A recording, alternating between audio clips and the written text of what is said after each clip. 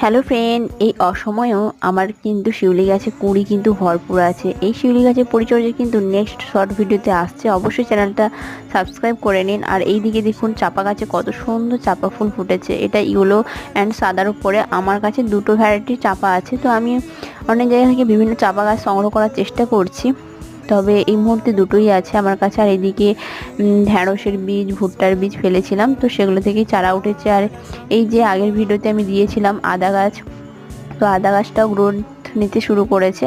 আর এইদিকে দেখুন আমার পেয়ারা গাছে প্রায় 13-14টার মতন পেয়ারা এইবারে কিন্তু ধরেছে। দেখা যাক কটা দাঁড়ায়, অবশ্যই আপনাদের সঙ্গে শেয়ার করব পেয়ারার ভিডিও। আর এইদিকে দেখুন শিউলির ফুলগুলো তো নিচে পড়ে আছে, তাই জন্য আমি কুড়িয়ে নিচ্ছি। আর ফুটেছেও, এটার পরের দিনের কিছু দিনের পরে ক্লিপ। তো অবশ্যই শিউলি গাছের ভিডিওটা আসছে। আর এইদিকে অ্যামারেলিস লিলি। তো আজকে এই পর্যন্ত, দেখা হচ্ছে পরের ভিডিওতে। বাই।